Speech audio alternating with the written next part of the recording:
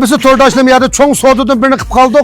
Kanda desenle benim şu kıymet pulluk duturamga. Benim mavi 3290 koylak. Bu çesteyi hazır eki ma tüpüstün cüydü kıvranlar üstünden. Bazı çügen şu motoruna ikisine tikişip soğuduk kıldık.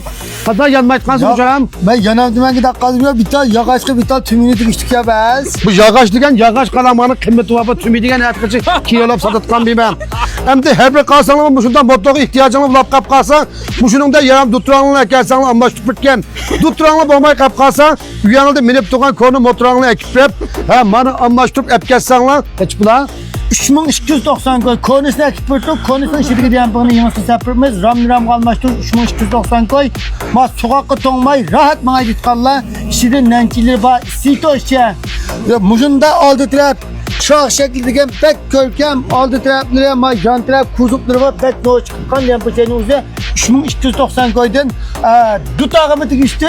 Hem bıçağımı tikiştik. Lakin ben pişman kandıya kabamaya tikişken gel. Koy kala olsa gelsen bitken ama dükkanın tuluk adres olap kap kalsa.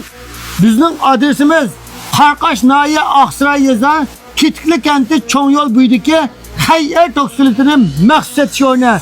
Ma Toksilitinin markası Hayyer Çağvada koyla kamanla. Ma Toksilitinin markası Plat Dogar. Hem de kipingisi yok toksilitli ihtiyacınla olsa. Ma'nın da toksilitlerimizi kattık ezen bahada faaliyet kırıvattık. Dutağı olsa dutağı gitmez, dempacağı olsa dempacağı gitmez. Ma'nın tekli tarafları diğerini körsanlı butu. Bunu 5, 2, 3, 4, ma tümüydüğünü sanap tükütüplanmayışla. Goban kızarsanlı goban bir çözde çıkartan. Bunu ma dempacağının üzerine çiftottal pulga konunu yanına tikişperdik.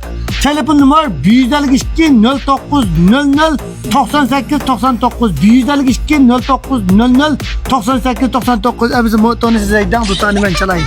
Mutta. Dikkat bize.